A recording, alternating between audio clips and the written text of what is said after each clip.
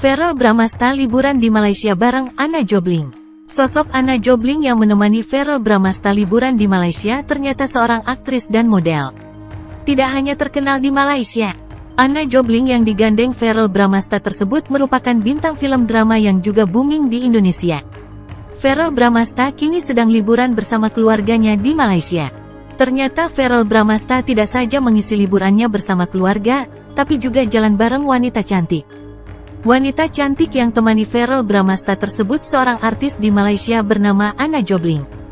Verrell Bramasta pamerkan momen saat liburan bareng artis Anna Jobling. Alhasil Verrell Bramasta yang baru putus dari Natasha Wilona lantas dijodohkan dengan Anna Jobling. Selama di negeri jiran memang Verrell berkesempatan pergi berkeliling ditemani oleh Anna. Anna sendiri merupakan sosok artis cantik yang terkenal berkat aktingnya di drama series Malaysia Melur untuk Firdaus. Tak hanya di Malaysia, series Melur untuk Firdaus ini juga booming di Indonesia.